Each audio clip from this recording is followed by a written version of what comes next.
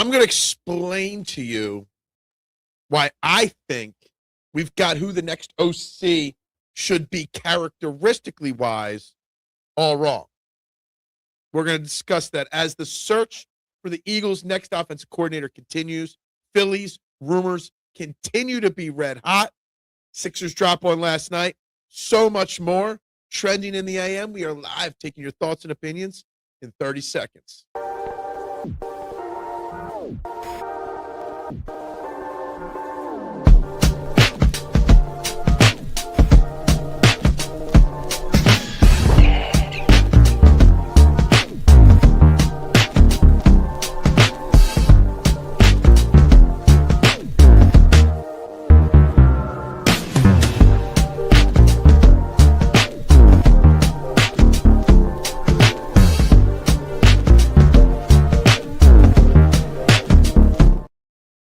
And a very good morning, everybody. Welcome all to Trending in the AM right here on the STT Sports Network. Please, whether you're watching this live right now or whether you're watching this on replay later, do me the favor, hit the like button on your screen, hit the share button on your screen, share it out somewhere, and subscribe to this great YouTube channel, the STT Sports Network, as we are just 23 subscribers away at this moment from the 1,000 mark, which I'd love to hit, and it's free to do. It's free to support your channels.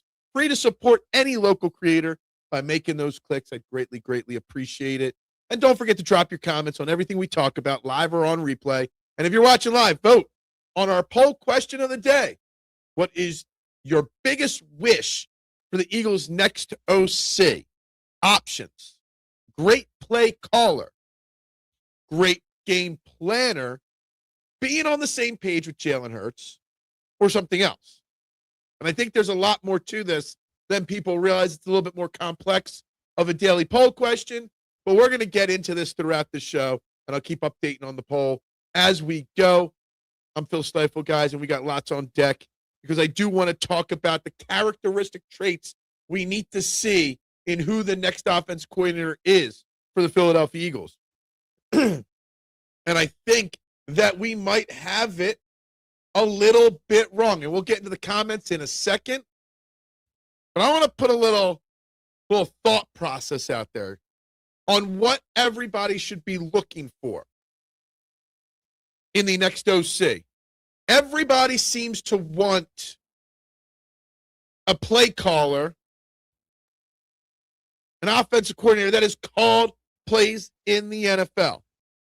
And yes, I know it did not work out with a first-time play caller this past year with Kevin Patullo. But I do not think having experience calling plays should be the top thing on your wish list, experience-wise, for the Eagles' next OC. Being able to design a great offense or have a great game plan is critical. Is even more. I was thinking about something earlier today before we went live here. Thinking about how many times we had wide receivers run into each other. Two wide receivers 2 yards apart. Plays that were called that weren't designed properly. So play design, play concept, play game plan. All much more important than just play calling. And of course, one of the other options on the poll, being on the same page with Jalen Hurts, being able to know that you'll be able to communicate with Jalen Hurts and be on the same page. It's this whole word, complete autonomy with the offense is what's being thrown around in the rumor mills. Whoever's the next OC will have complete autonomy. Well, really, complete autonomy means away from Nick Sirianni, right? It doesn't mean you just do whatever you want and Jalen Hurts has to follow. You've got to be able to get on the same page with Jalen Hurts, or otherwise anything you do will not work. And I think those are two big things. I got another one I'll save for later in the show that I want to bring up, a weird point. I think those are two very important points in what we need. I look at Nate Skeelhaas, I don't know how you say his name, passing game coordinator for the Rams. Never called plays. Will be a head coach soon in the NFL. Has already been interviewed by Pittsburgh for their opening head coach. He's 35. 35 years old. Already interviewed here 2 years ago. We gave the job to Brian Johnson instead. He's never called plays. But he's a fantastic option. Why? Because he understands play concepts. He understands game planning.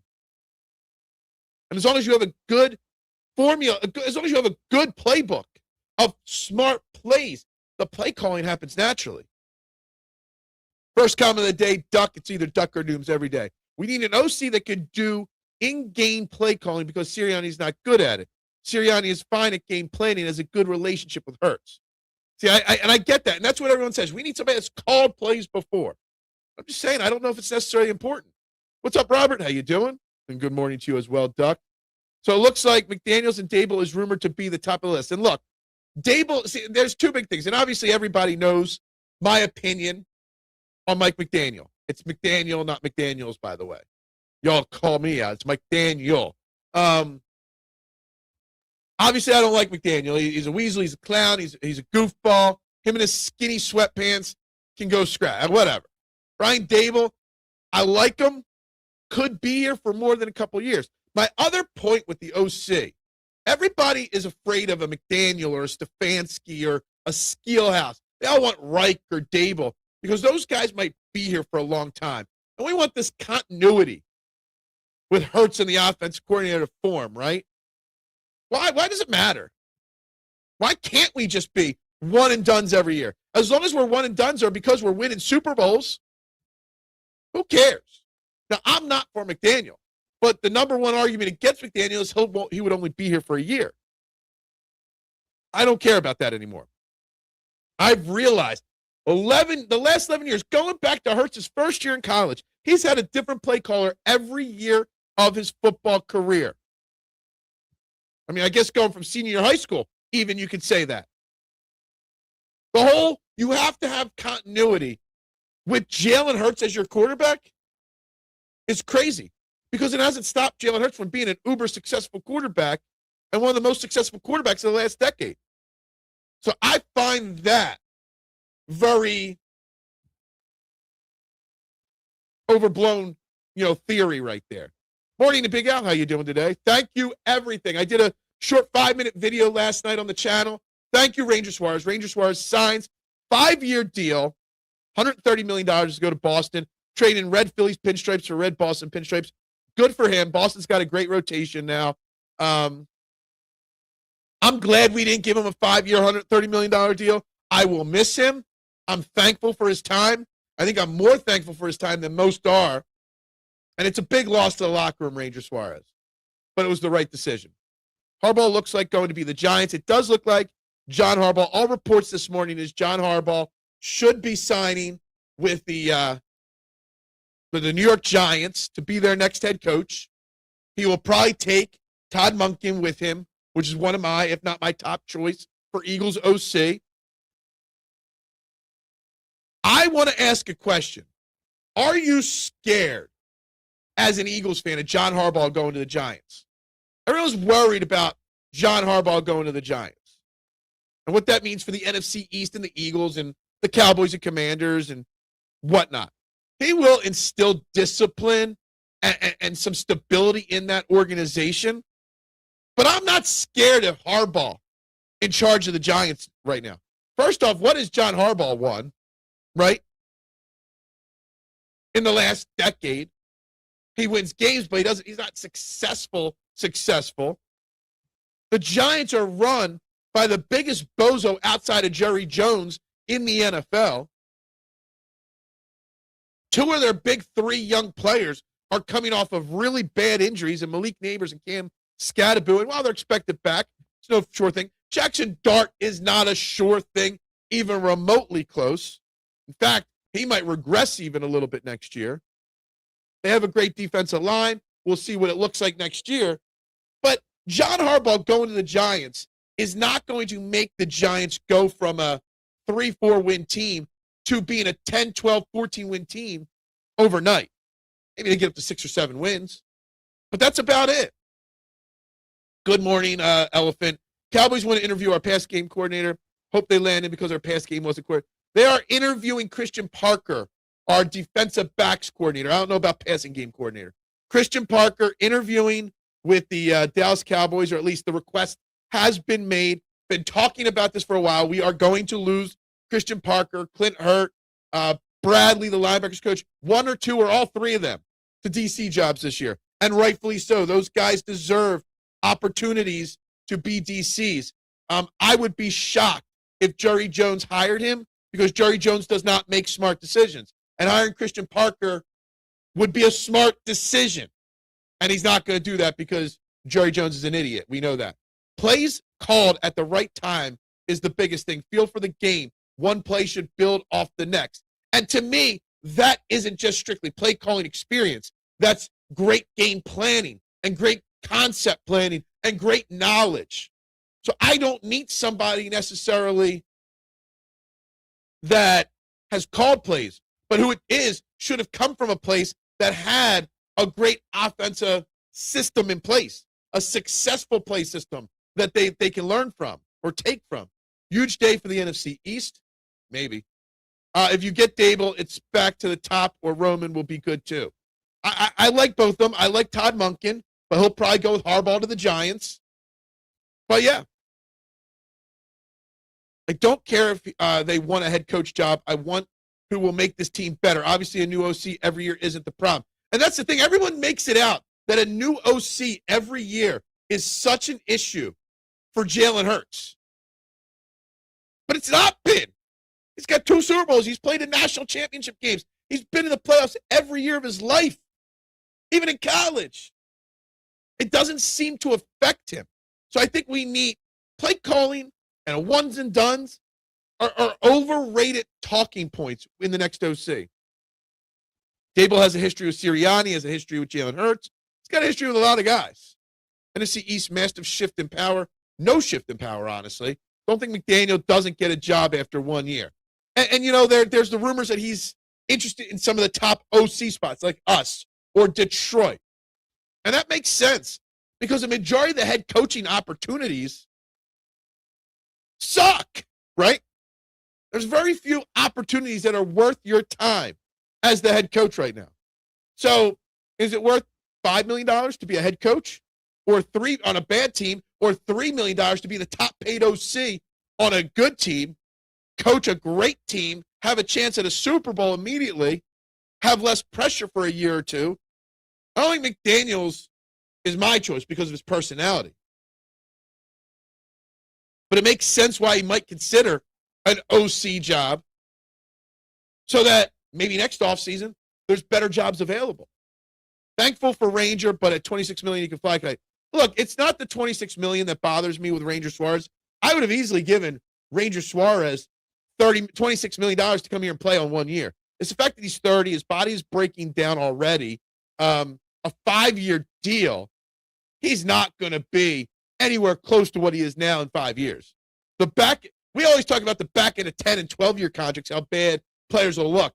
The back end of that 5-year deal, Ranger Suarez is going to look like a terrible signing. But thank you, Ranger. We appreciate you, Ranger. I am going to miss Ranger Suarez. The vibe in the locker room, in the clubhouse, his energy, his willingness to do whatever it takes for the team, pitch out of the pen in playoff games at key moments. Nope, the Giants are the Giants, regardless of who is coaching them. Giants have a front office and ownership problem. Exactly. So John Harbaugh ain't fixing an owner that won't fire an inept GM. John Harbaugh's not fixing an inept GM. Harbaugh doesn't scare me, what he has done since Flacco. Or what has he done since Flacco? I agree. I don't blame him for Lamar, but he didn't make him any better either. Exactly. Talent will now start going to the Giants. I doubt that. Christian Parker is awesome. He is great. And unfortunately, Marshawn, we're going to lose him. And it's going to be a big loss. You know who's the secondary coach out there? Jonathan Gannon. I hate to break it to you. And he's got a relationship with Vic Fangio. Just throwing it out there. But yes, Christian Parker probably will go. But maybe not to the Dallas Cowboys. Okay? Because, again, Jerry Jones is not smart enough to hire somebody from Vic Fangio's system. Isn't smart enough to hire somebody that's helped develop 2 all-pro corners in 1 year, 2 years. He's just not that smart enough, Jerry Jones. But it might happen. It's to some team, someone out there. The power had to go out for the Ravens to win the Super Bowl. That is right. That is right. That is right. I totally forgot about that until I was thinking of that Super Bowl because I was thinking how, what's his name? Was it Greg Roman? Was there for Lamar's first MVP, but he was also there to help groom Colin Kaepernick to get to a Super Bowl as well. And I was like, oh, that's Super Bowl with the power outage. We need to get a few replacements in for open coaching and coordinators. We will lose. Exactly. Get this figured out now. So we got to make a smart decision. But I don't want to wait on our decision. Dable, I think, is a great choice. I agree. I think Brian Dable is a fantastic choice to be the next Eagles offensive coordinator. I do. The relationships and connections are there. He'll be here a while. He's called plays. He's had good offenses. I think he'd be a very, very good choice. Giants finally have a real coach. They still have a terrible organization. It's a step in the right direction of changing the organization, maybe. But I still don't think it's going to solve everything. What's the Phillies news outside of Ranger leaving? Bichette still is the favorite to come here. There's a few new rumors saying the Phillies have checked in on Kyle Tucker as well, which is shocking. Would create so much lineup confusion, but he's still a great player.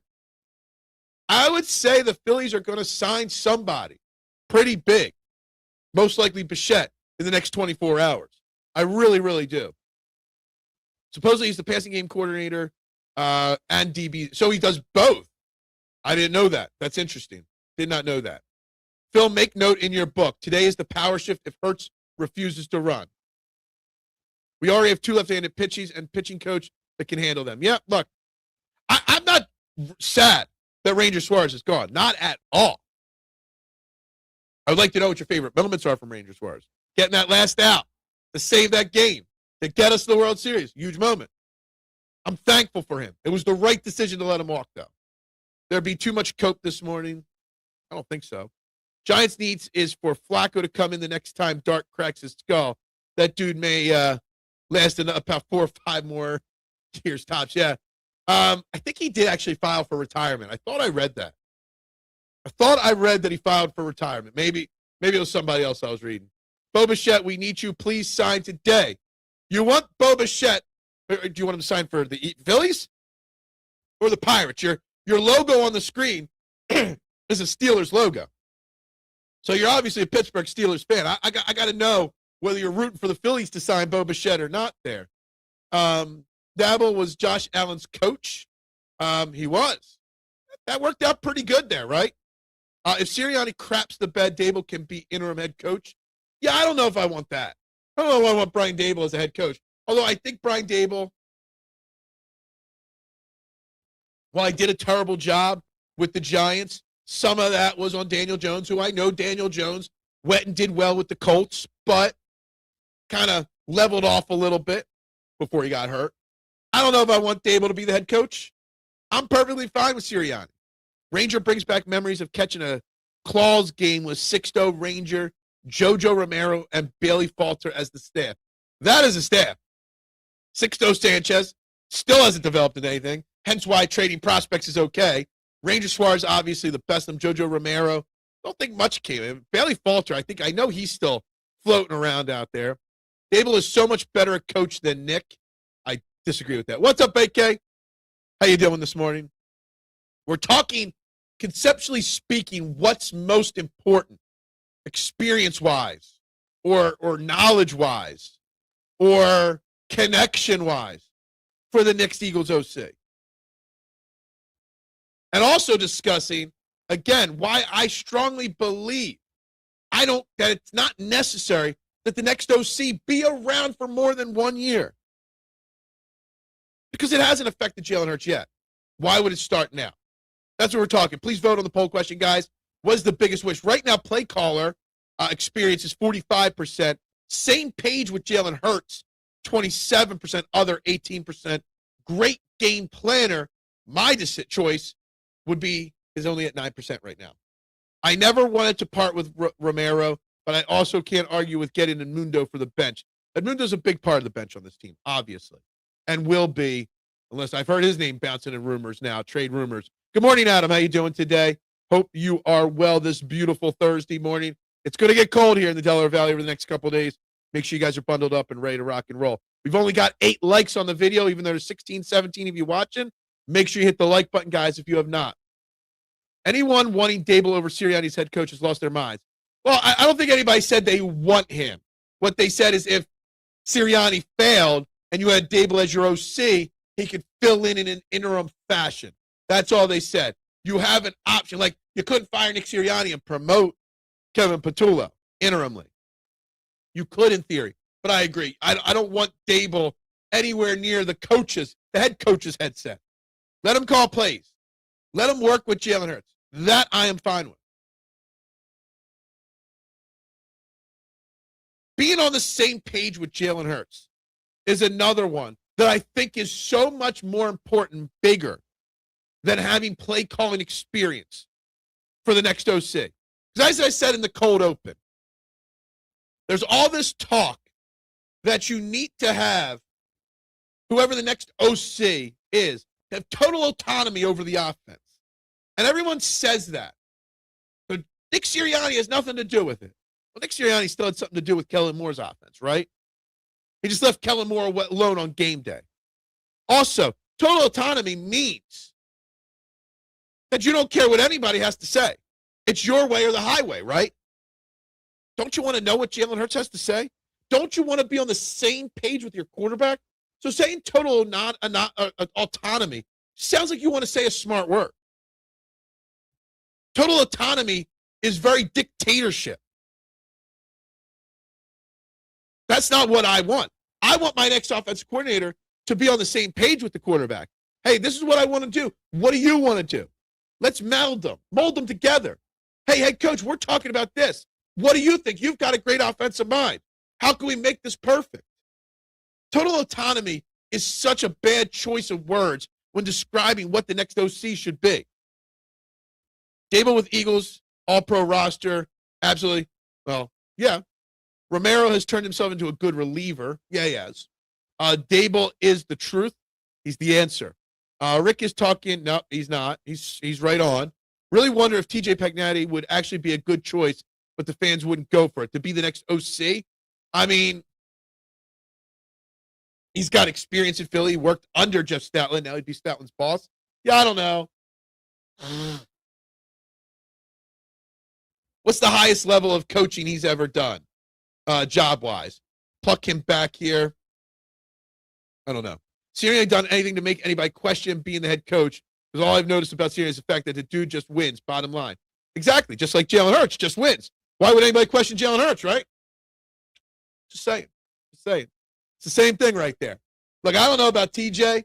I don't know if he'd be the right answer, but I like the outside-the-box thinking from you, Nooms. That's why,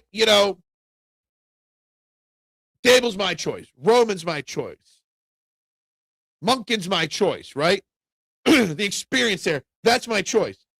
But a David Shaw, a Thomas Brown, a Nate Skeelhouse, they're names that don't have play calling experience, but that I would be massively interested in at least discussing and thinking about because of their experiences. Sorry, I'll get back to you in a second, AK. Cool with everyone but Frank Reich. I said the other day, he's 4th on my list because he's such a safe choice. We know who he is. We know what he's capable of, and we know what he's not capable of, right? I think he's a boring choice, right? And people want Frank Reich solely because they think he won't become a head coach in the next 3 or 4 years. And that would give him multiple years with Jalen Hurts. Right? And I don't care about that because a rotating door has not stopped Jalen Hurts from playing in national championship games, from winning and playing in Super Bowls. I think it's such an overblown thing. So I think Frank Reich slowly going from 4 and dropping down my list, Marshawn. Honestly, don't care who it is and won't get excited till I see what it actually produces on the field. And that's very fair, AK, and I agree with you. They can say all they want. They can talk all they want. But all this year was talk from the Eagles. And they never actually backed their talk up on the field, right? So we'll see. But it better be better this year. That's all that matters. Agreed. Look, Roman with the Chargers. The Chargers made the playoffs. They lost in the first round again. Everyone likes it. There's one Mr. U. Douglas, nitwit, clown on WIP, trying to say the common denominator amongst all the fired Eagles OCs is Jalen Hurts, and that's the real problem, right? And I'm getting to a point here with this, okay? The common denominator of all the head coaches that got, or OCs that got head coaching jobs was also Jalen Hurts, right? Look at the Chargers. Greg Roman, Kellen Moore, Shane Steichen. It seems like the common denominator of failure from those OCs is Justin Herbert. And at least Jalen Hurts has won Super Bowls. Justin Herbert has won, what, one playoff game in his entire career? Maybe? Greg Roman made Lamar Jackson MVP. Greg Roman got Colin Kaepernick to the Super Bowl. Greg Roman is better than what he was with the Chargers and has proven that. The problem with the Chargers is they got Justin Herbert as their quarterback. I did lose a subscriber, then gained it back last night. We are back at 977. If you have not liked the video, but also subscribed to the channel, muchas gracias. Share it out and find me 23 more people, guys. I don't know why anyone would want Sirianni or Dable. They talk too goddamn much. Maybe they would talk too much and they'd be quiet because of that. Stefanski would be a great fit here, but he's more of a head coach and coordinator. Yeah, but now all of a sudden, the big names, Stefanski, McDaniel, Cliff Kingsbury. The rumor mill that's floating around now is that some of the top candidates for head coaching jobs might be interested in OC jobs on really great teams versus head coaches on bad teams. Some of these names sound like they don't want to take on a Kellen Moore New Orleans Saints project. The shelf life of head coaches are low. Do you really want your coaching next job or first job to be the coach of the Raiders, right? So we might have a chance at some of these guys better than I thought. Like, I didn't put Stefanski or McDaniel on my list, or even Kingsbury, because I'm just assuming they're going to be head coaches. But actually, turns out they might not be. Reich is missionary, white rice, room temperature water. He really is. It really is, Marshawn. That's a spot-on point right there. Happy Thursday as well. Thirsty Thursday it is. Love a good Thirsty Thursday. Have an awesome defense, but you have what you have out there. Chargers have an awesome defense. Yeah, look. I'm not going to disregard Greg Roman because of 1 year with the Chargers. And realistically, Harbaugh might have fired him, not because of the job he did, but just because he wants his buddy from Michigan, Mr. Disgraced Guy. He's got an interview supposedly today or tomorrow for the Chargers job. Harbaugh just wanted to bring his college buddy over to the Chargers. It depends. I lean more into one way than the other. I lean more to the left than the right on this one. But it depends on the mood. Depends on what I get. Nothing wrong with that. There's not. It's better than nothing. Remember, 9 head coach openings means 9 OCs to go with them. So shit is going to get thing quick. Exactly. That's why I think the Philadelphia Eagles rushed to fire. Not rushed, because he was getting fired. Didn't waste time firing Kevin Patullo, because they know they've got to act fast, right? They've got to act now. And if they want somebody, anybody, right, to be their OC, if they have a guy in mind, if they have 2 or 3 names in mind, they better figure out which one they want and which one wants to come here as soon as possible. If you want to talk system and relativity, then your best choice would probably be Dable for OC, just because he was Hurts OC for a year at Bama. Yeah, I think whoever it is got to build for Hurts. I think having a relationship, not a previous relationship, but having a relationship and being willing to listen to Jalen Hurts is what will make the next OC good or bad, success or failure. Being on the same page with Hurts is such a big, important thing. Being willing to adapt. I got this philosophy, but I got this quarterback here. How do I adapt this philosophy to fit his needs. It's not, hey, you need to adapt to fit into what I'm play calling here. Having met Ed Stefanski a few times, I can tell you he really would like to come here. That'd be interesting. I'm fine with it. I'm perfectly fine for Stefanski. In fact, if I hear one more rumor that he might, that more coaches might take OC's overhead coaching jobs, I might revamp my list and put Stefanski ahead of Frank Reich. Dable will be a good fit here with Hurts. I agree. You picked a hell of a day to wear a Flyer shirt. I know. This is kind of what I rolled out of bed with on today, Freddie. I didn't feel like changing this morning. Yeah. So what is the consensus on Vlad? Please tell me. I just saw it right before the show went live. Thirsty Thursday on Two Birds, One Show podcast today. The realest, funniest, most uncensored. With Rick involved, we all know it will be uncensored always, right, Rick? I mean, I wouldn't expect Rick to do a thing that wasn't uncensored. I think you chose wrong, Blanche. Maybe not. It's like I told people when it happened. Sharon Moore will be the linebacker secretary coach for the Chargers this time next year. Oh, I thought he was an offensive guy. He's a defensive guy. Whatever. Yeah, you knew he was going there, right? This week's been a great week. It's been a great week. What's up, Bruce? How you doing? Don't forget it was Dable that benched Hurts at halftime in 18, so it might still be hard feelings there. Was it Dable's choice? Are we 100% sure that wasn't Nick Saban's choice, not Dable's choice? Because I think it was.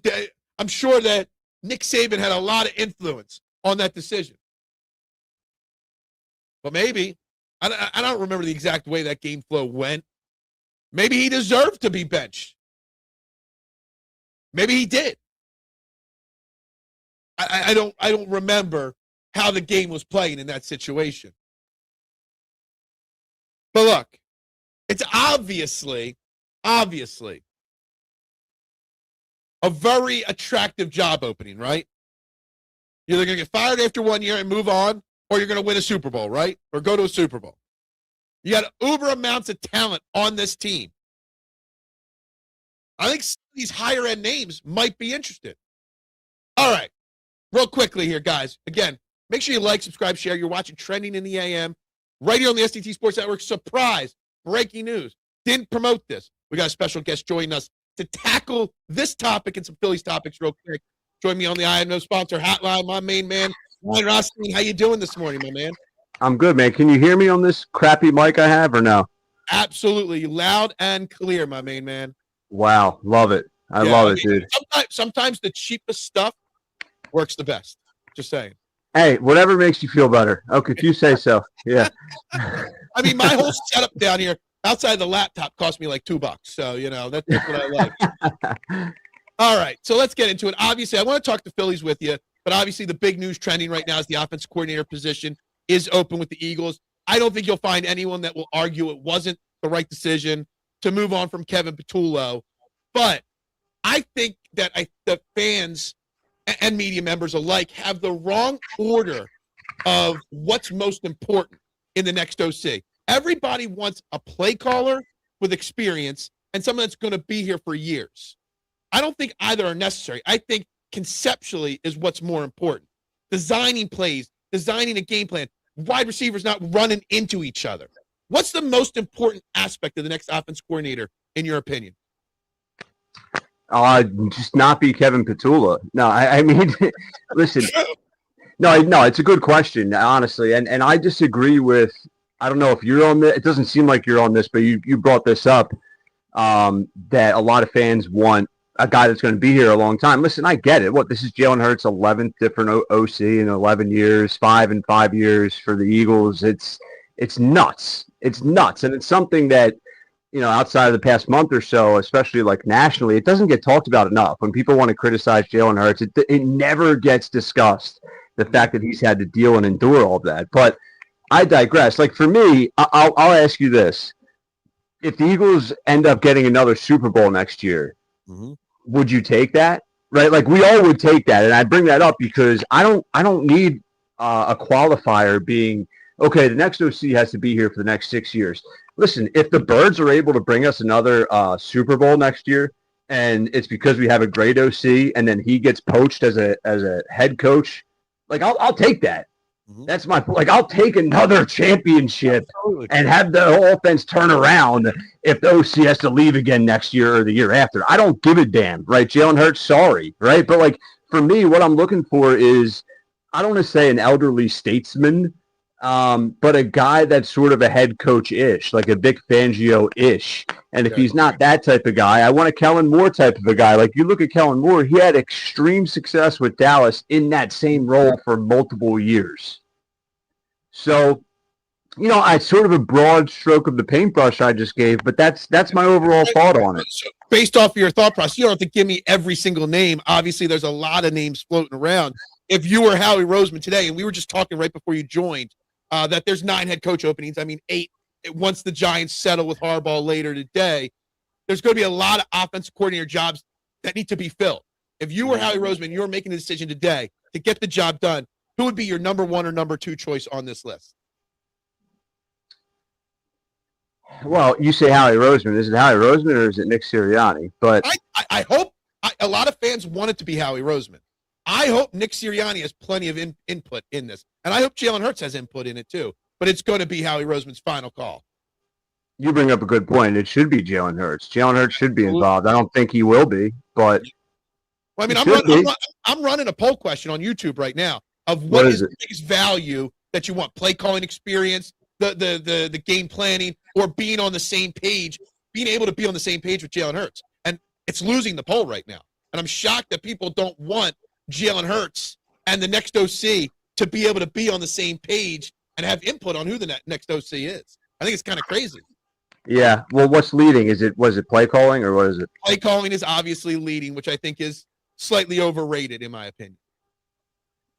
I mean, what do you even mean by play calling? I'm not trying to attack your poll. Like, what do we mean when we say play calling? Experience play calling in the past.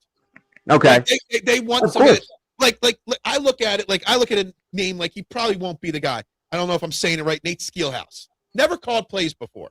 He's the Rams passing game coordinator, worked under Sean McVay. Yeah, absolutely not. He's like 35 years old. You don't want that guy, right? I mean, I'm just saying he's a name that has no play calling experience. Right. We're writing off all that was just the first name I looked down at my notebook here. Yeah. We're writing off every single coaching candidate that has never called a play before. I think we should write him off that's never called a play before. All right. I think we should. This is a dire situation. This is, you bring up Howie Roseman. I'm not going to go on a rant here, but I might. Okay. You bring up Howie Roseman. He served up a Super Bowl roster this past season on a silver platter. And I know we're the defending champs, and I know it's really impossible, and history tells you you're not going to repeat as Super Bowl champs. But none of that matters. If you're Howie Roseman, you put together a Super Bowl championship roster, and we fell light years short of that, right? So look at our window of opportunity here. It's not big. It's small. Like, it arguably is in the rear view right now. We have a couple more years of this roster and this version of this roster that we can possibly capture a Super Bowl. So yeah, I want a guy that's going to have past success in this role, that's going to say, all right, I have all these ideas. This is how we're going to turn this offense around. This is how we're going to have our foundation. We're going to get RPOs back involved. We're going to do this. We're going to do that, right? Like, we're just going to have an identity, and we're going to have a confidence level to us that we saw in the Super Bowl year. I mean, that's what this team needs. Kevin Patullo had no idea what he was doing. He was a 3-year-old that got pushed in the deep end. Yep. No, so, again, back to it then what's your choice? If you were making that decision today, whether it was Howie Roseman or the cumulative effort, I don't know. I don't know. I'll give you my top. I'll throw a couple names out there, and it's really just because you're asking me to throw names out there. But I mean, I like a Todd Monken from Baltimore because that's my number 1 choice. Okay, yeah, because that's a guy that's had success in that role at an elite level, and I think he's going to command respect in the locker room. Someone of that ilk is who I want. I went with my top 2 choices being the 2 former OCs for Baltimore, him and Greg Roman. And I know people love Greg Roman. People are sour on him because of this year with Justin Herbert, but I mean, there's more of a common denominator with Justin Herbert and those OCs than there is anywhere else with the problems. But he had Lamar Jackson MVP, and he took Colin Kaepernick to a Super Bowl. So, I mean, if you could do that, I think that's pretty special right there. I love Greg Roman. A quick Greg Roman fact: he lived in the same town as me, Shoretown, and he coached in his off years in like 2013. Right after he went to the Super Bowl, he coached my alma mater. He was the head coach at our local high school football team. So Greg's a South Jersey guy. For people that don't know, Greg Roman's a Philly guy. I think he'd be great as well. No, I think they're great choices right there. Obviously, a lot of head coaching openings right now. The rumors now are reporting that some of the big names, McDaniel, Stefanski, Kingsbury, that I didn't even put them on my list because I just assumed they'd be head coaches. If you were a coaching candidate, would you rather get that one head coaching job or the rumors that some of these top names? I might rather a great OC position than a bad head coaching position. I mean, I don't know. That's weird, interesting thought process. Get that goal out of the way. Be a head coach for the first time, but probably fail at it. Yeah, I think, listen, if you have if you're someone that loves football, which if you're coaching football, you do, you're working your whole life to have an opportunity to be a head coach. I think for someone that's never been a head coach, you take that opportunity. Yeah. So as far as Stefanski and Mike McDaniel, I don't know where their heads at, but I would imagine they want to continue to be head coaches if they can. So I think the same thought process with them. Mike McDaniel's interesting, dude. Like, people throw his name out. I don't want him anywhere. I don't want him within 100 miles of the NovaCare complex, dude. I don't want him within 100 freaking miles. He can keep his Ray-Bans and his fucking ugly, sorry for the F word, his ugly beard and leave it home, bro. I don't want him anywhere near this facility. If you want to see a train wreck, bring him in as the next OC. I'm telling you. I'm not saying he's an idiot. He's smart, but he's not a good fit here. I'll say that. I've been on board with that. People were asking for him to get fired from the Dolphins, like back week 8, whatever, to come right to Philly. And I was saying it since back then. He's a weasel. He's a clown. His personality would clash so bad in the city with the team, but also the city itself. People will regret that instantly that he's brought here. But can we talk real quick about like a couple things? Nick Sirianni, I would love to have like a minute with that. If I want your thoughts on him and John Harbaugh, dude. First of all, John going to New York. This is the Giants now. This is our rival. We have to play twice a year. Eagles fans should be worried. I mean, this is a guy that's an excellent head coach. This is a guy that I would have helped Nick Sirianni pack his bags to bring John Harbaugh back to Philly as the head coach of the Eagles. So the Giants are going to turn things around quickly. I'm telling you. See, my problem there is I agree. He's a legacy coach. He's been around a long time, won a lot of football games. It's been a long time since his team's reached the pinnacle, obviously, but that's another topic. I would not have moved on from Nick Sirianni for John Harbaugh. I'm a Nick Sirianni guy. I think what he does, it works. The success over the last 5 years works. I'll take a Super Bowl appearance every other year and keep Sirianni here, no problem whatsoever. You don't put any blame on what has transpired this year and 2 years ago on Nick Sirianni. Like, we absolve him of any blame here. Because when he had a problem in 2023, what did he do? He worked with the team, he fixed it, and we won a Super Bowl. If we follow this up with another Super Bowl, what did he do? I mean, anyone would have done that, though. No, I mean, my goodness. I mean, after that, it's like, yeah. I mean, did he really come up with some genius decision to move on from Brian Johnson? Right? Like, I mean, what did? I mean, I still think Brian Johnson gets a little short end of the stick. I think the bigger problem in 2023 was the defensive problems and the defensive coaching switching and stuff like that. I mean, what was it? Sure. Brian Johnson had the 8th ranked offense in the NFL in 2023. It didn't work, obviously, but I think there's a lot more to blame than just, Nick Sirianni and Brian Johnson for 23. But whatever, they were able to turn it around in 1 year. Was there anyone entering the 24 season thinking we were going to win a Super Bowl? I mean, very few people, unless they were just the super homers, Yeah, no. After that 2023 year, 2024, we were waiting for the other shoe to drop, and it never dropped. So, exactly. The players respect him. They listen to him. They're on the same page with him. I have no problems with Nick Sirianni. But on John Harbaugh, I like John Harbaugh. I think John Harbaugh could help turn the Giants organization around. But the problem is management.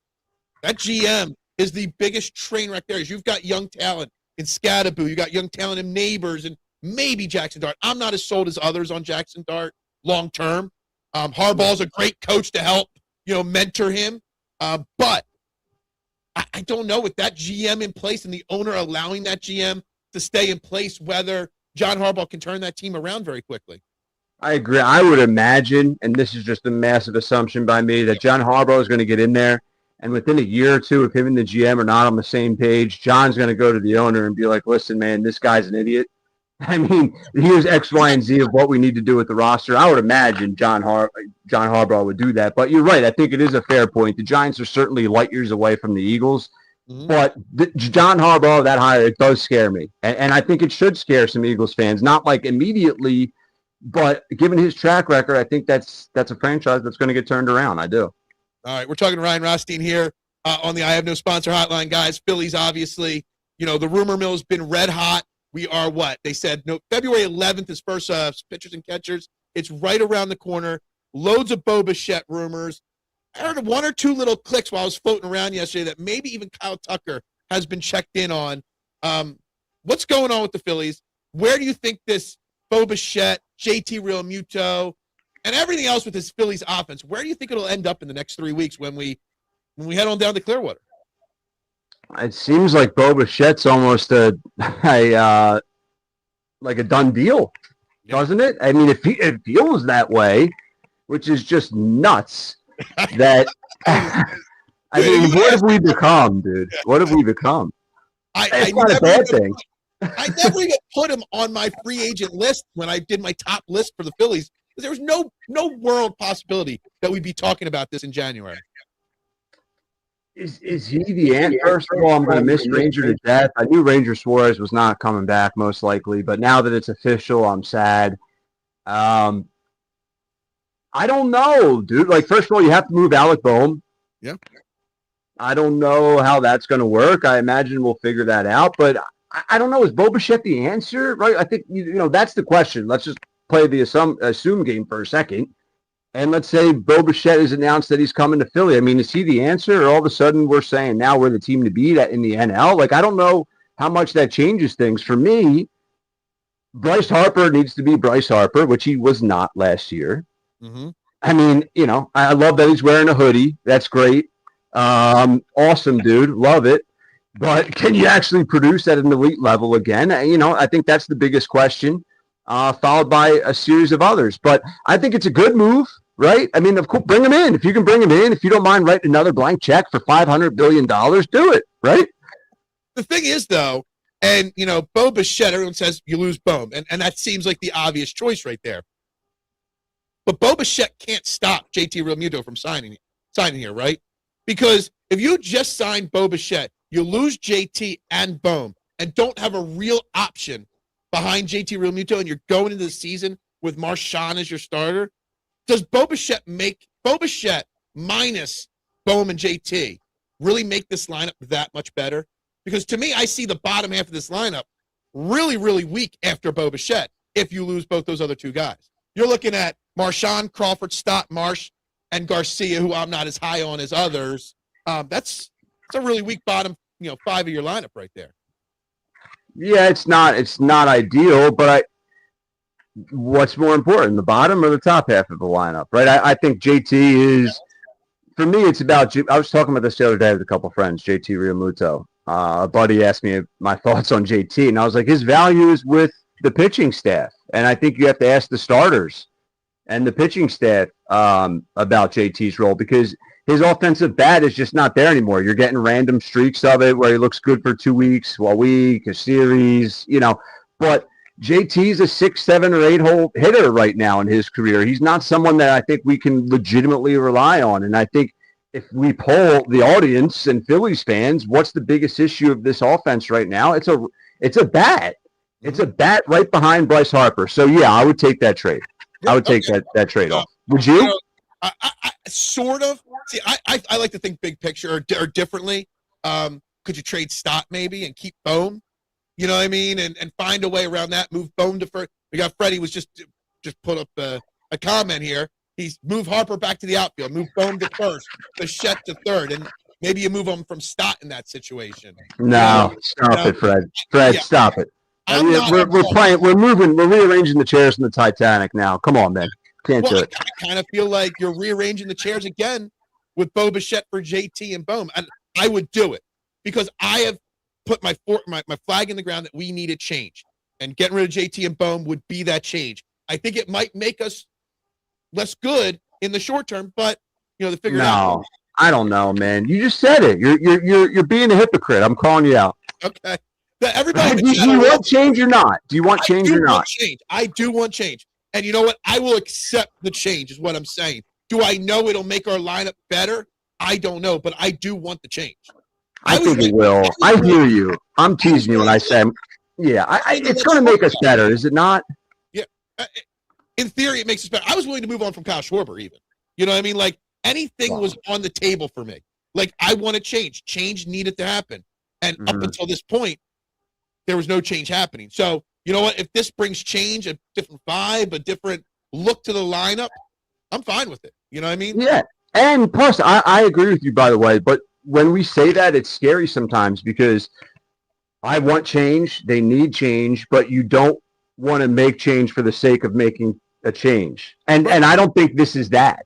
Because Bichette is a elite player, right? So yeah, we're making the change that we all desperately think this team needs, and it's for Bichette, right? It's not like, all right, we're just going to trade Bohm, we're going to trade Stott, we're going to get rid of JT, and we have no idea.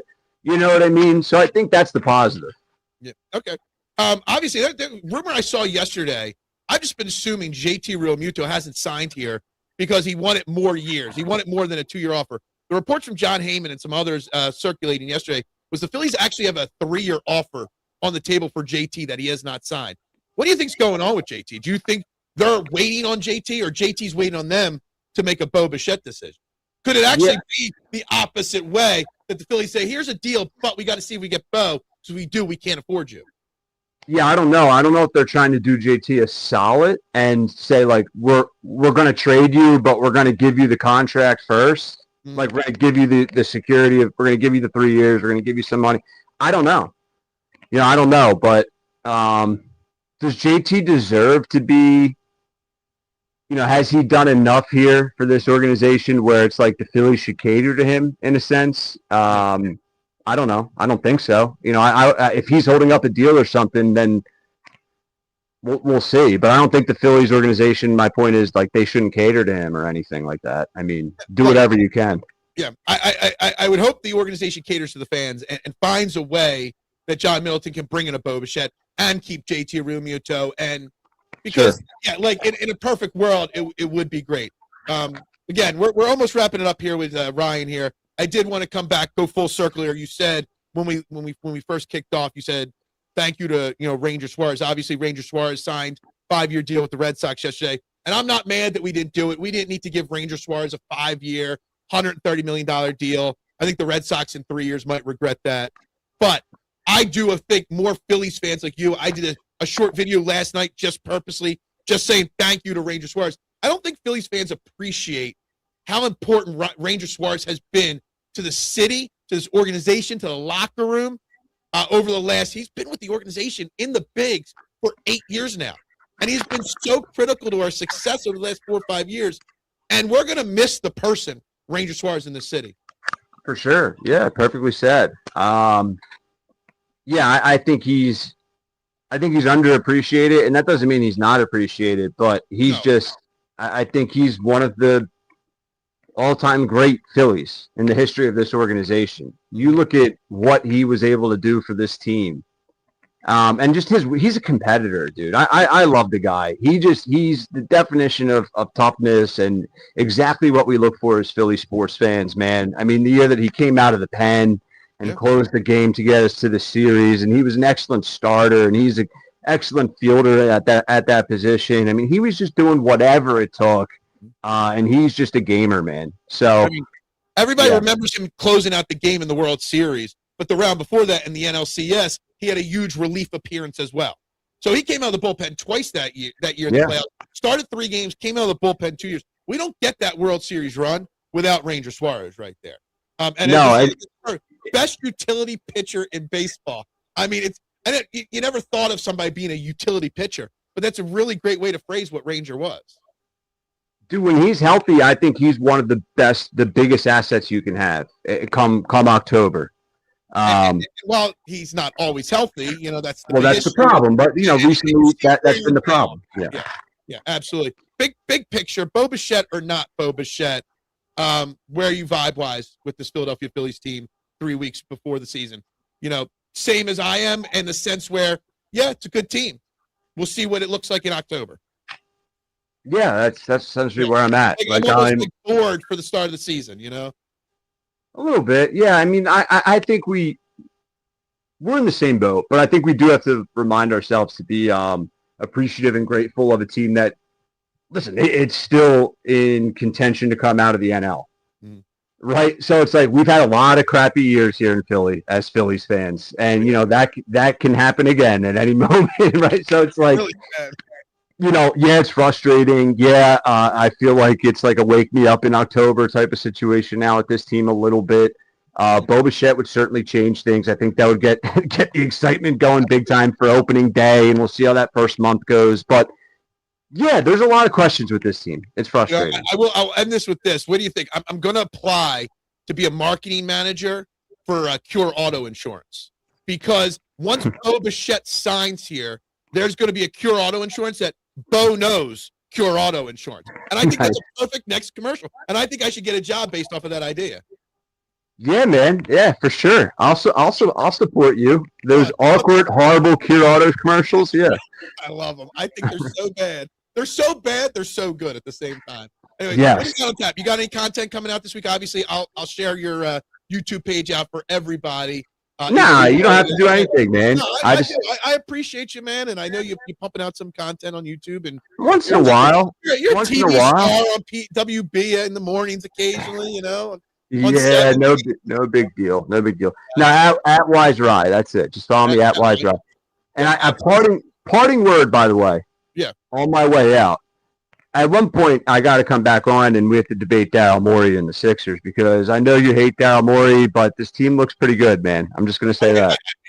I absolutely have changed my tune. I've backed off. We'll end it with I've backed off because he might have had a good offseason. Smart man. He might have. See, it's everyone says I'm a flip flopper. I'm not a flip flopper on opinions. I evolve my opinions as the data changes, and that's what my Daryl Morey thing is doing right now. As long as he doesn't screw up this year at the deadline. So, that's that. All right, Ryan, thank you very much for your time this morning. I'll let you get on with your day. Good morning. Have a good one. Thanks. Thanks, brother. Yeah, talk. That was Ryan Rothstein there on the I Have No Sponsor hotline, guys. Lots of great insight from him. More opinions flowing. If I missed your comments, I've just been posting them up on the screen. I've even been reading a lot of them. Get that Napoleon mic out of here. Yeah, he was working on a short mic there. It's okay. Phillies Sports sent fans to what? Philly Sports sent fans to F2. I don't even understand that. Superfly all day. Morning, Warfighter. How you doing today? Guys, if you haven't yet, we'll do our reset now. You're watching Trade in the AM. That was Ryan Rothstein on just a moment ago. I'll replay his audio portion of it later. Like, subscribe, share if you have not. Make sure you hit those buttons. It's free to do. Doesn't cost a thing. We're up to 15 likes on the video today.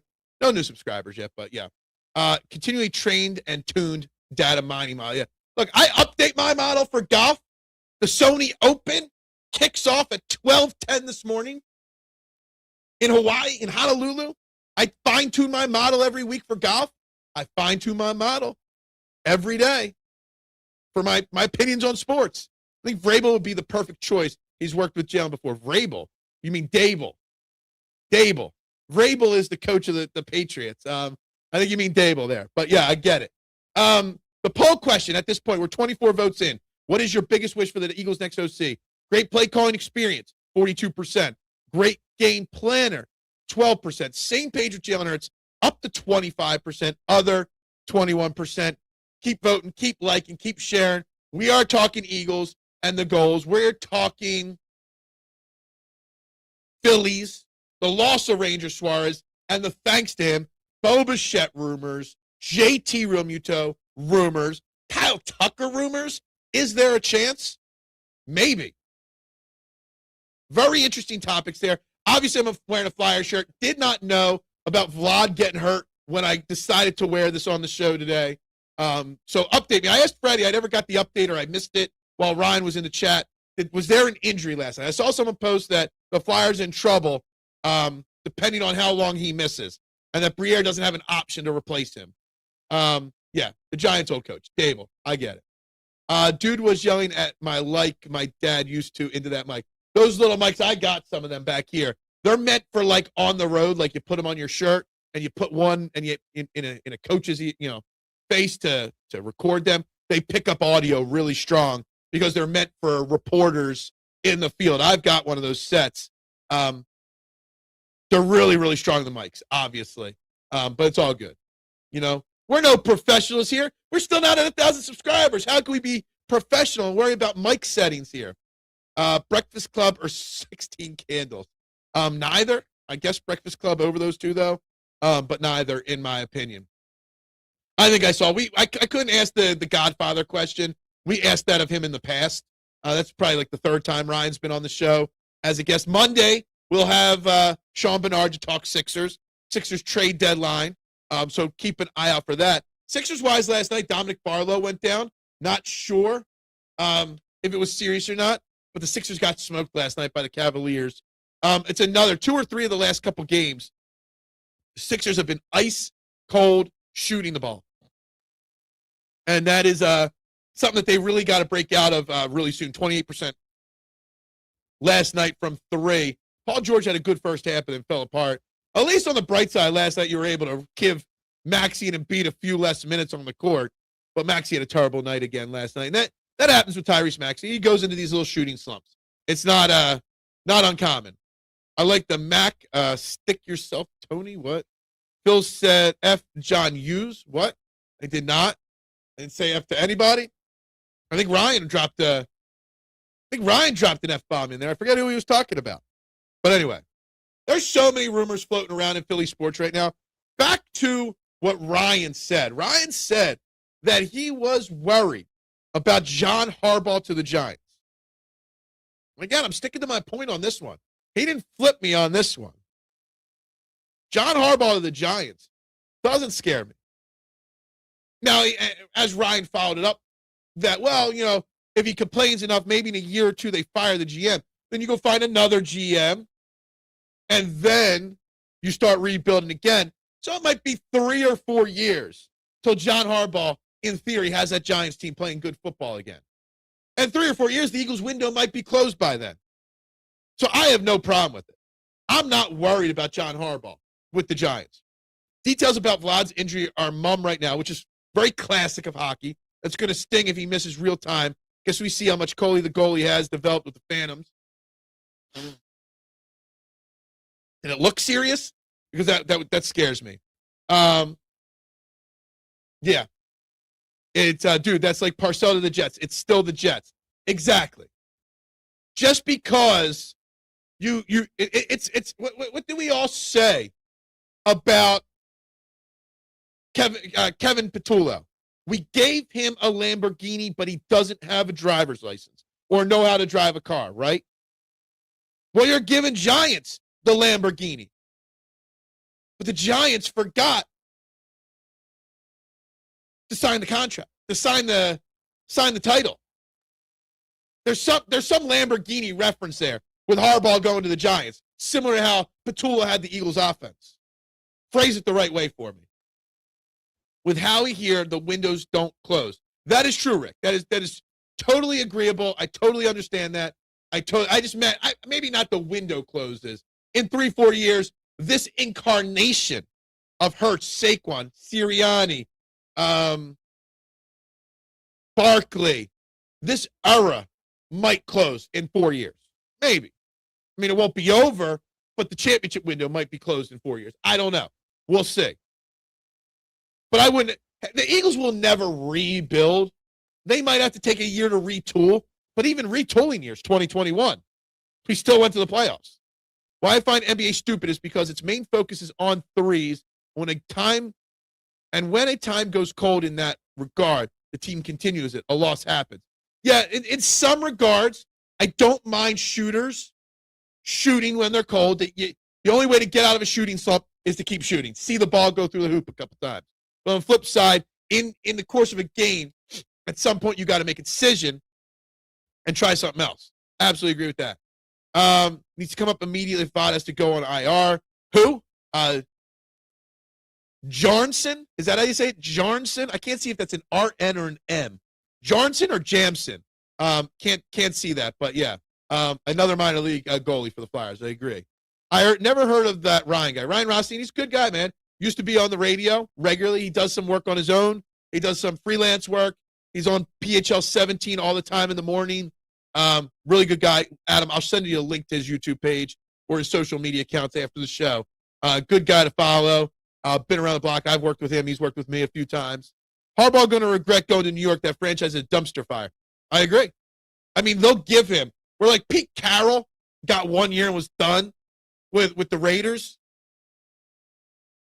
John Harbaugh could go 0-17 with the Giants, and they won't fire him after 1 year. But it's just more likely that the odds are that it's more likely that Harbaugh fails with the Giants than he succeeds with the Giants. That's my personal opinion. People talking about windows while Howie always has the code to the door to get back in the house. Look, you know what? Howie Roseman's a genius, right? We know that. I read an article from Jimmy Kempski this morning, all right? And I don't want to go down a huge rabbit hole on should we or shouldn't we trade A.J. Brown, right? But the $40 million dead cap hit if you trade him pre-June 1st, right? It's $43 million, I think it was, is whatever it is. It's all up front if we trade him pre-June 1st. After June 1st, I think it's split 17 and 23 or something like that over the next 2 years, whatever it is. The Eagles will not be afraid to not trade A.J. Brown because of the dead cap hit. They have taken on top 6, I think it was, dead cap hits every year over the last 7 years. And they still put out a product because Howie knows how to structure contracts, back-end deals. We already have $40 million in dead cap hit next year. Plus, he puts in the article, don't forget about the salary cap. What the salary cap is now, most likely it's going to go up 25, 30 million. In those last 7 years, it's gone up between $15 and $40 million every year, most of the time in that $25 million range. So the cap increase will cover a majority of his dead cap. And you can still sign people with more backdated, void years, dead cap years at the end of their contracts. And honestly, the dead cap hit, if you don't trade them this offseason, kind of sort of gets worse. The cash that you're on the hook for gets worse as the contract goes on. So there is a path to trading A.J. Brown because Howie's a genius and he has a code to the door. He knows how to figure this stuff out. I agree, too many threes. That's us old school looking at the new school basketball. Phil will be on the Press Box Radio. And I will be on Press Box Radio next Thursday night with Bill and Chet. Special Thursday night edition. Rough past week in Philly sports, 1-7. Time to turn the mojo back around. All right, we'll bring that power of positivity back into the equation, Rick. Let's go. It has been a rough few days here. Rough week in Philly. How do we turn it around? I don't know. But let's get on that. That's cutting off your nose and spite your face. What? Harbaugh just needs to hit the turnpike to get to New York. He can keep his house in Maryland if he wants. Yeah, look, I don't, whatever. AJ got to go after June 1st. Got to cut out the sickness deal. But what I'm saying is you could, in theory, find an argument to get rid of him and accept that cap hit now. Because then you're not taking on the second half of it next year when the salary cap's up even more. I'm telling you, there is a way around accepting that $40 million in dead cap hit right now. If Howie Roseman got the good deal, and whether it's because of the sickness in the locker room he is, or because they get a great trade offer for him, you could, in theory, the trade you get for him, you'll get a good draft pick, which will give you a cheap, controllable player for 4 years. That could outweigh the dead cap hit. Just saying it's not crazy. Any thoughts on the Bengals reporters telling the coach to keep his head up and everyone is up in arms about it? I don't know what that means by that. I did not see that. Marshall, send that to me. I don't even understand. What do you mean about keeping his head up? Post June 1st, it's only $16 million. but it's this year. And then you got another 27 or 28. So it's 16 million this year. That's 27 next year. Okay. Plus, there's more cash. Like they'll owe him cash, which affects signing bonuses and so many other things involved in that. It's 43 million this year or 16 and 27 over 2 years. You can make it work this year, in theory. Unfortunately, everyone else has extra money too. It's still a hit, dude. I'm just giving you an interesting perspective on it that I read. How do you win an A.J. Brown trade, though? I don't know if you can win a trade. I don't know if you can win the trade on A.J. Brown, right? Even if you get a first-round pick, which I don't think you can get, you don't win it. In theory, the best option, and I know Rick will hate this, is to keep A.J. Brown. Because in theory, A.J. Brown makes our team better on the football field when he's engaged, right? Yes, he is not always engaged. Yes, there's issues. There's cryptic tweets. I get it all. But in theory, you never win an A.J. Brown trade. I see this happening with Harbaugh first season with Giants. I see a replication of Liam Combs' 25 season with the Jags. What, an instant turnaround? I don't know about that.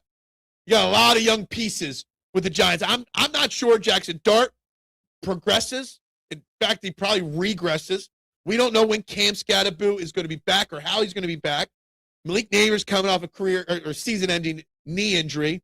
Look, even if John Harbaugh turns the Giants around, it's a 2, 3, 4-year project.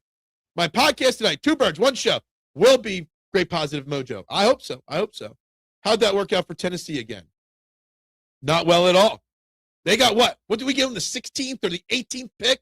They drafted his replacement, and now he's a wide receiver 4 on Washington. Bust. Such a good point right there. A lot of people thought it would be a nightmare move to move on from Wentz's contract. Yeah, they did split his dead cap hit up, right? It was at the time, Rick, I forget what the number was, 58, 68 million, whatever it was. It was the single largest, greatest dead cap hit ever taken on one player in the NFL. And guess what? Howie Roseman still built a playoff team the following year with less knowledge on the quarterback situation, with less talent on the team at that time. So it's doable, without a doubt.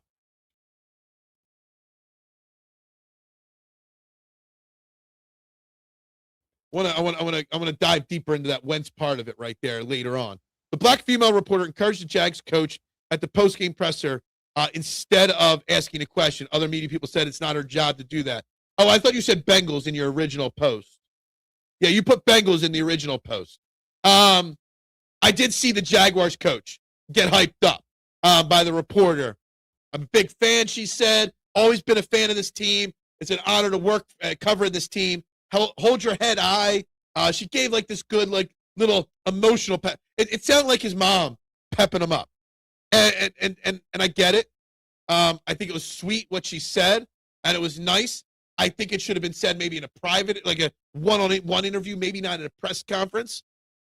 Maybe there's a place for that. Maybe there's not. You get your one question in per press conference, and that's what you say. I mean, whatever. I don't think she should. You should say it's not her job to do that. That's her choice. Maybe she's working on a piece on the emotional side. Who knows? I don't think it's a terrible thing. I think it was a good moment. But I think maybe there's a different place. Maybe she could have done a one-on-one interview and put that in there, so to speak. Wentz wasn't good. AJ is. No, I get that. I get that. Somebody thought he was good enough, by the way, because they traded us a first-round pick. The supply and demand for a quarterback is quite a bit different, and that is fair. Is AJ a bigger problem than T.O. was? No, not at all.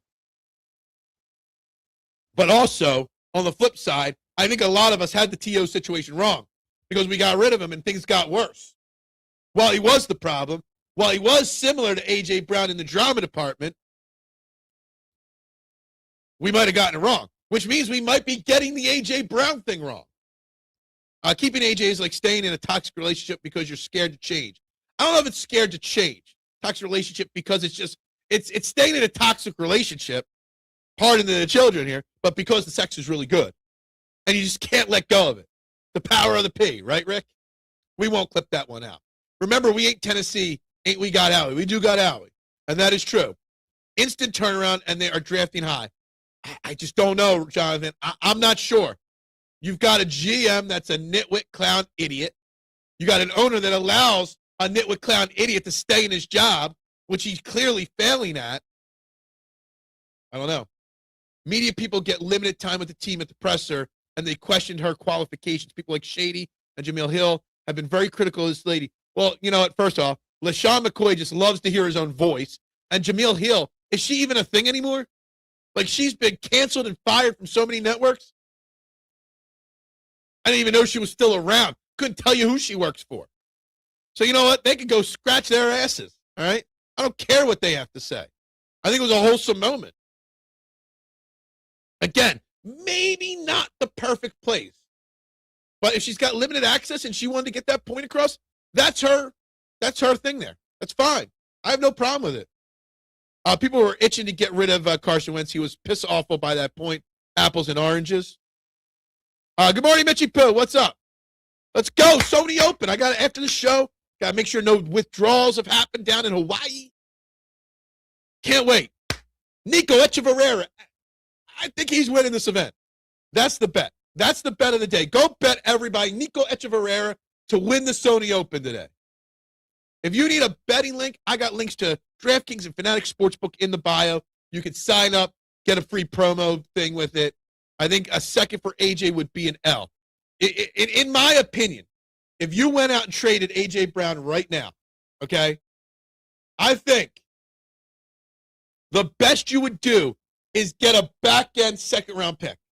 Like, say, the Patriots. He's always going to be linked to the Patriots because of Mike Vrabel. They're going to be drafting late in each round. They probably got a late second-round pick. They're still in the playoffs, so it would be late if they own it.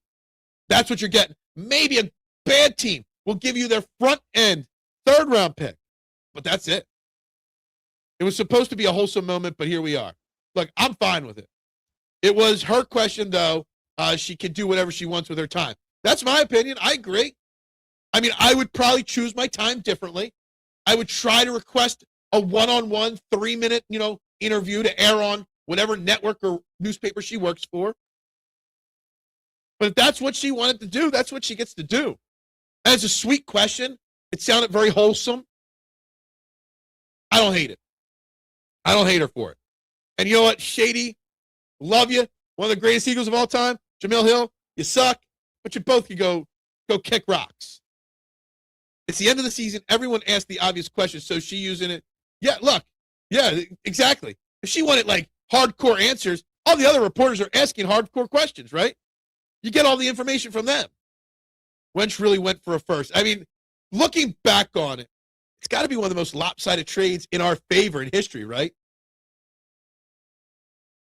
Most lopsided trades in our favor in Philadelphia sports. Got to write this down for another time here. My notebook's off here. Most lopsided trades. Wentz. Like it. I like it a lot. I think it's a good question. All right. Wentz was a major reason we won darn near MVP that season. Absolutely. That was 2017. He got traded before 2021. Big difference. But there's no doubt, Rick, I've never doubted the fact that Carson Wentz was the MVP. It wasn't darn near. He was winning that MVP.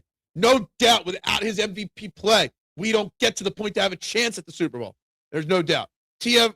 never slowed down. In fact, T.O. sped up on a broken leg, in the Super Bowl. Wentz went for one first, and I forget what else. It wasn't 2 firsts, though. The fact that we were even mentioning AJ and T.O. in the same breath means you got a problem. Why? I mean, there's parallel lines between their stories. When was a single player spoken up about A.J. Brown or talked about a divided locker room? Nobody's ever spoken bad about A.J. Brown. Everyone in the Eagles organization spoke very highly of A.J. Brown. Even Jalen Hurts, who they hate each other, speak highly of A.J. Brown. Love Shady as a player, but as a media person, he is insufferable and he champions the Eagles, but still. Like, he champions the Eagles on one moment, and then when he needs an extra click, he shits on them. Shady as a media person is unlistenable, okay? It's Jacksonville, Florida. If she was a good reporter, you think she'd be working in Jacksonville. Ouch to Jacksonville. Ouch. But, yeah, you're not wrong there, mister. That's an unnecessarily funny dig at Jacksonville. AJ tweets, AJ reading his books on sideline. It's always something. AJ, because he's a selfish player in a team sport. Ever hear Devontae Smith swirling with drama? No. But we're not talking about Devontae Smith. We're talking about A.J. Brown and T.O. was the comment. All right? T.O. brought a horde of reporters to his driveway, brought his weight bench out into the driveway, did sit-ups and lifted weights in front of cameras, saying no comment. Come on now. Obviously, T.O. has drama. And if social media was a bigger thing when T.O. was playing for the Eagles, T.O. would have been all over with the cryptic tweets. Actually, he probably wouldn't have even been cryptic. He would have just been straight up honest on there. Dude is ultra competitive, emotionally transparent, and about the moment. And there's nothing wrong with that. I get it, but I also don't get it, you know? His complaints are about missed opportunities, offensive stagnation, and lack of rhythm. Yes, but he also needs to execute better when he gets the opportunity. So I see both sides. Sammy Sleeves got us a first. It's because it's a quarterback. Wentz is a quarterback. Sammy Sleeves was a quarterback. I don't know. What was a bigger? I'm going to write that one down. Sam Bradford. Most lopsided trades that we won. We won that. Who did we use that first on? Who did we use both first on? I don't know. If AJ leaves Eagles, look out for Pittsburgh to get him besides Patriots. Anyway, I think I have to think we'll have interest. DK and AJ tandem. That would be a scary tandem right there. They just don't have a quarterback to throw the football right now in Pittsburgh unless Aaron Rodgers comes back. They're never about other players or his contract ever. AJ to Buffalo. If you're going to send him somewhere bad, send him to Cleveland. That Sam Bradford was pretty good too. Sam Bradford, man, they changed the rules on the draft contracts because of Sam Bradford. It's crazy. He was a force multiplier, not a divider. Force multiplier, not a divider. T.O. linked to a championship or drama. T.O. was linked to a lot of drama, obviously. All right? And Super Bowl appearance. Came from another organization. Was brought here in a trade, just like AJ. A lot of parallel lines. Remember when Shady kicked a girl out of his party van on the turnpike? He's a jackass by nature. I don't remember that, honestly, mister, but not shocked that it happened. Shady has a valid point. I don't think Shady has any valid points. I don't expect him to ride bandwagon all the time, but his points on Jalen are just trash. Exactly. We're not talking Devontae Smith because he's a team guy. It's a team sport. Okay? Cool. I'm just telling you. Trade him or not. You're not getting a first-round pick for A.J. Brown, and you're going to take on the dead cap hit, which is fine. We can work around it. But good luck instantly finding the next A.J. Brown. After T.O. left, it went a long time with a lot of shitty wide receivers here. T.O. would been a disaster on social media. He would have been a riot. He would have been great for content on social media. Who was the best wide receiver in Eagles history? That's tough, man, Mitchie Poo. You want to put A.J. Brown on there, but I don't know if you can. Obviously, Harold Carmichael's a Hall of Famer. Mike Quick, a great. T.O., only a year and a half, but, man, there was some special times in those year and a half. They're your top 4 or 5 right there, honestly. A.J. complaints were about a lack of targets. Did he ever say, I want the ball more? No. He might have hinted at it, but that's you assuming that that's what he meant, you know? Typical fans falling for rage bait. Yeah, always. Rodgers on his dark retreat right now. Yeah, him and his dark retreats. And Rodgers can kiss my ass. I hope he goes back to Pittsburgh. Let the next Pittsburgh coach suffer through Aaron Rodgers. Look at it for what it is, not for what you want it to be. Best Eagles wide receiver. Yeah, Howard Carmichael's got to be the answer. I think if A.J. Brown does not get traded, if A.J. Brown turns a new leaf over for you, if A.J. Brown cuts down on the drama and stays here for another 2 or 3 years, I think A.J. Brown can be the best Eagles wide receiver in history. I just don't think he's there yet over Harold Carmichael. After T.O. left, we won a Super Bowl. Yeah, like how many years later? How many years later was that? All right. It wasn't the next year, okay? I don't think Smitty is a number one receiver. I think that's a bold take that I think is wrong. I think Devontae Smith is a number one wide receiver. I do think Devontae Smith does have some of the success because he's got a great wide receiver next to him in A.J. Brown. It would be interesting to see what Devontae Smith looked like with, say, 2 Jahan Dotsons next to him instead. But I think Devontae Smith is such a great route runner. I think Devontae Smith high points the ball so well that I think he can thrive still as a number one wide receiver. Would he be a top 10 wide receiver in the NFL without A.J. Brown? I don't know. Yeah, always. Pot stirred or pot smoked? What are you really talking about there? All right, let's do an update on numbers. We're at 29 votes. Play caller 38%. Same page with Jalen Hurts 31%. Game planner 14%. And what other 17%? That's your poll votes. We got 20 likes only on the video. Lowest of the week. Guys, if you haven't yet, hit that like button, subscribe, share this out. 2 Jahan Dotsons is worse than 1 Jahan. Hey, I'm just saying. Giving you options, okay? Giving you options. Sixers got killed last night. They did. I am more concerned, Mitchie Poo, and I don't know. I didn't stay awake long enough to watch any post-game comments. My bigger concern is Dominic Barlow going down. I believe it was in the middle of the third quarter when he fell hard. He looked like he was in massive amounts of pain. Maybe it's on the bright side. We saved some of his availability on this team because he's running out of two-way contract dates. But it looked very painful when he fell down.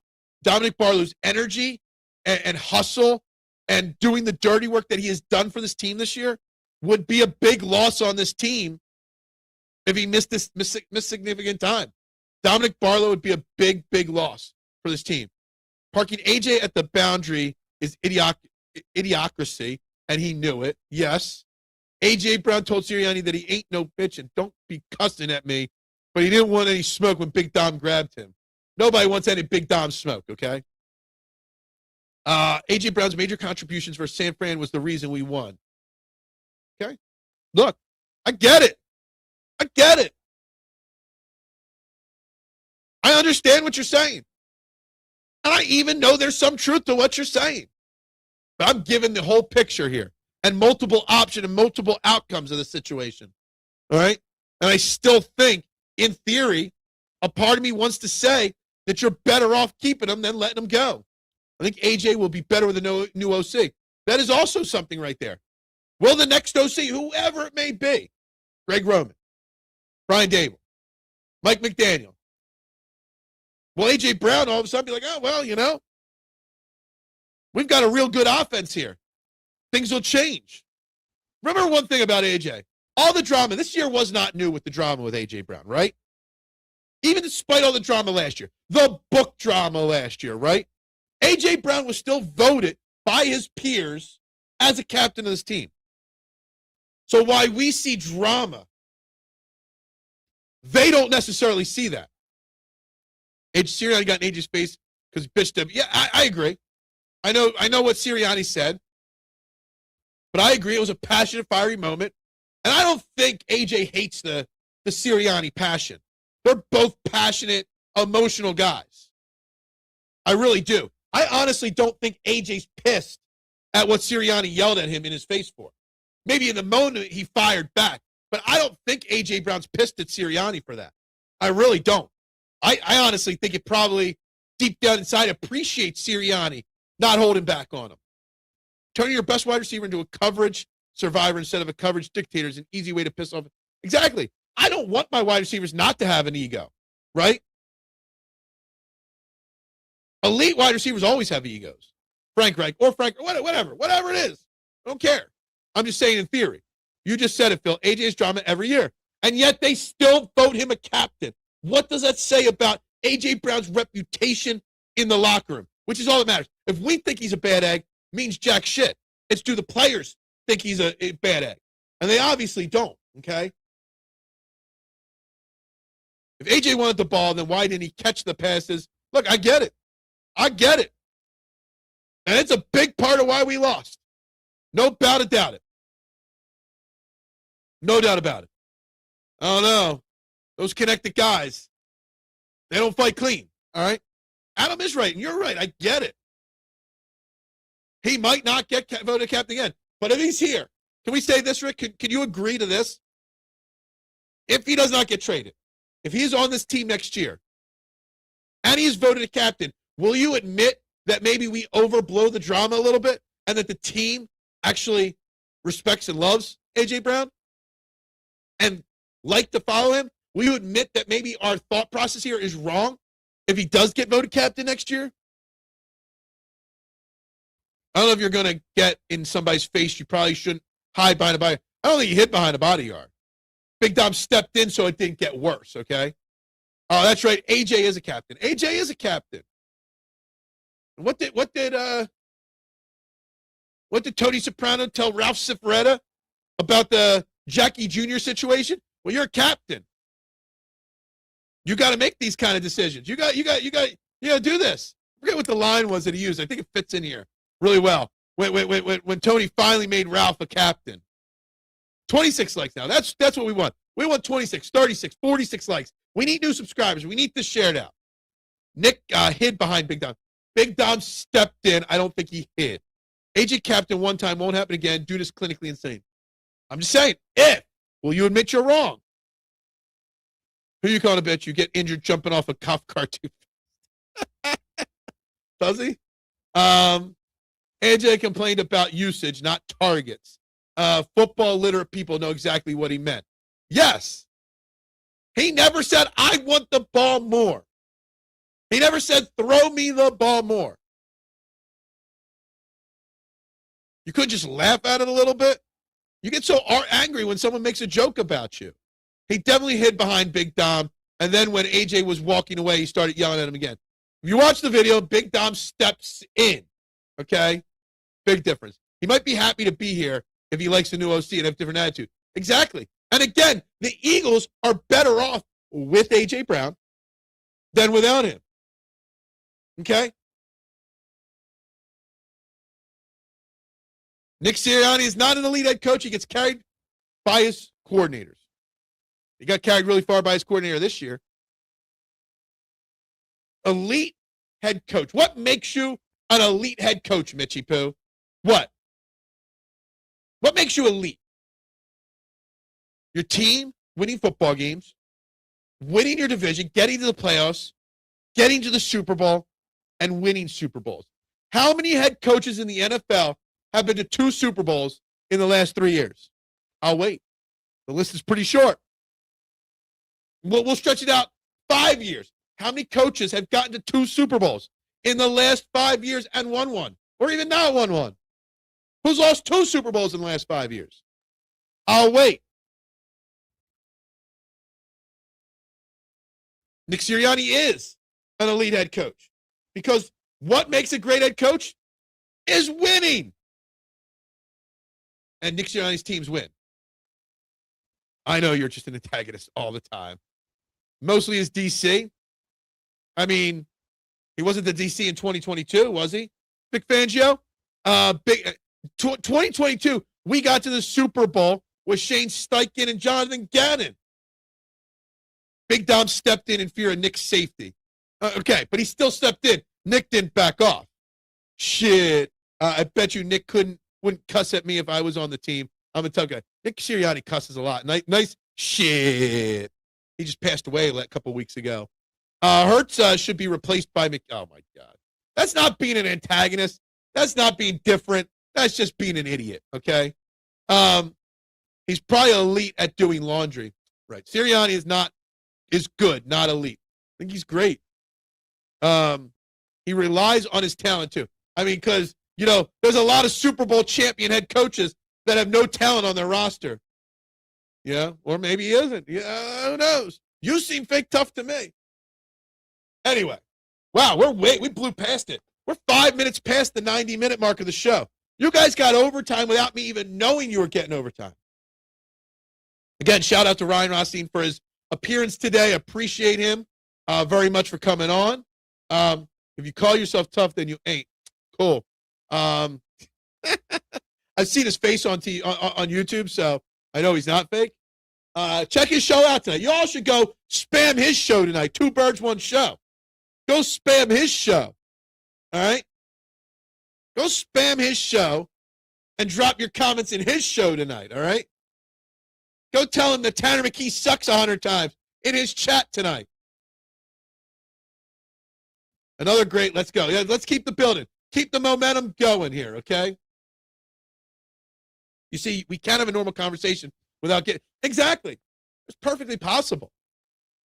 Last comment, Elite doesn't have an offense sputtering. The offense sputtered. There's no doubt about it. Anyway, I got to wrap this up. All right, I got to get moving on with my day here. Got a lot of shorts to cut up today. Everybody have a good one. We'll be back tomorrow.